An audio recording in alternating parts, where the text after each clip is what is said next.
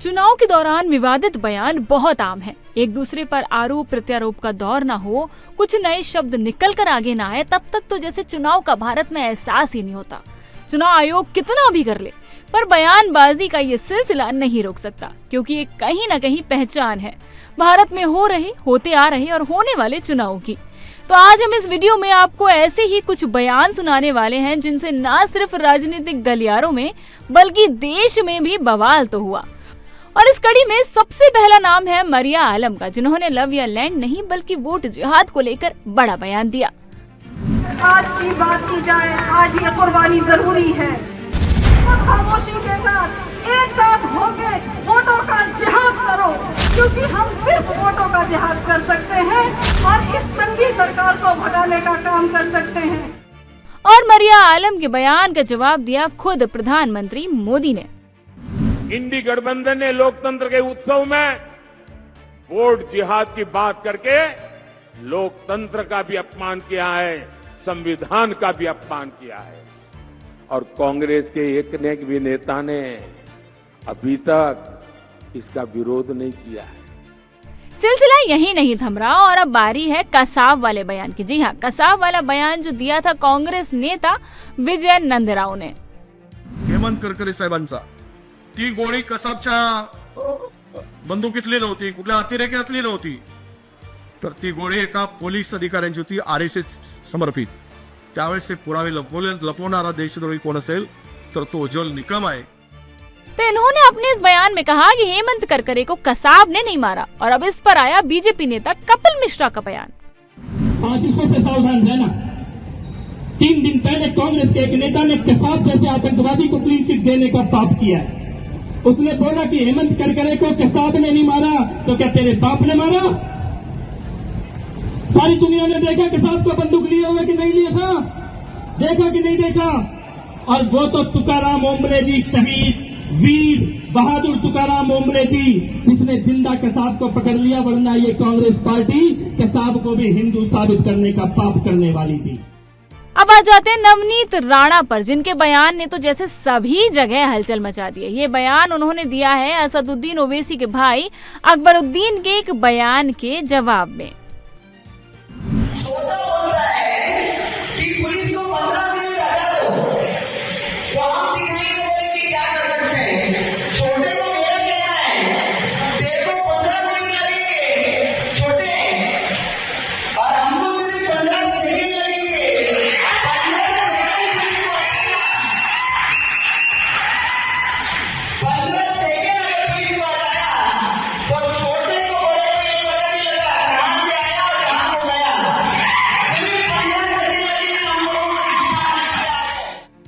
और अब इसी बयान पर आ चुका है असदुद्दीन ओवैसी का भी जवाब, तो चलिए वो सुन लेते हैं।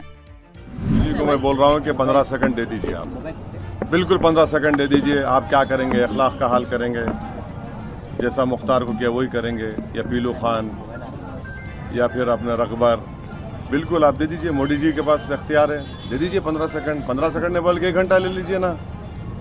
हम भी देखना चाह रहे हैं कि आप में कितनी इंसानियत अभी बाकी है या नहीं है। करिए, कौन डर रहा है? कौन डर रहा है? हम तो तैयार हैं। जाते जाते अंत नहीं हुआ, एक और बयान सुना देते हैं और ये भी है सैम पित्रोदा का। और एक और बयान जो आप सुनने वाले हैं वो है विरासत टैक्स पर। There is an inheritance tax.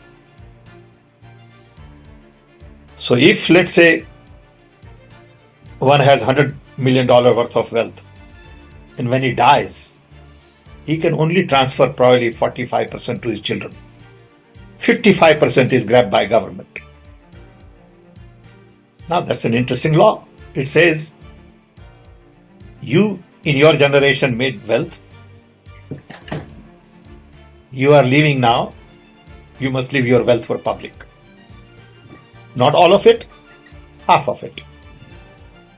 Which to me sounds fair. In India you don't have that. और इस पर किसी और ने नहीं बल्कि खुद सीएम योगी का जवाब आया, तो चलिए वो भी जान लीजिए।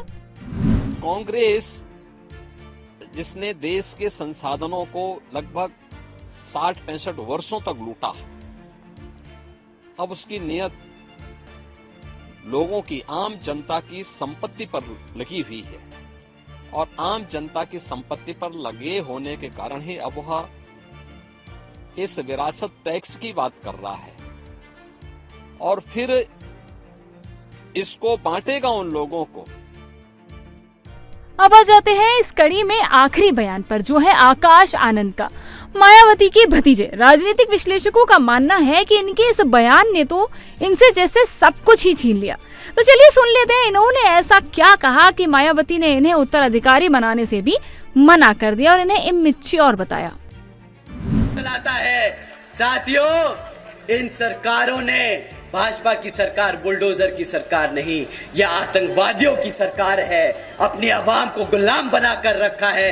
ऐसी सरकार का समय आ गया है अब खत्म होने का, और यहाँ पर बहुजन समाज पार्टी की सरकार बनाकर, बहन जी को प्रधानमंत्री बनाकर यहाँ पे उत्तर प्रदेश में बहुजन समाज पार्टी का राज कायम करने का। हालांकि चुनाव अभी बाकी है और देखना दिलचस्प होगा कि इस लिस्ट में और कितने नाम आगे जुड़ते हैं। तो इन बयानों में से कौन से बयान पर आप हैं सबसे ज्यादा राजी या नाराजगी आप जाहिर करना चाहेंगे, हमें कमेंट सेक्शन में जरूर बताएं। और ऐसी ही तमाम अपडेट्स के लिए देखते रहें इंडिया टीवी।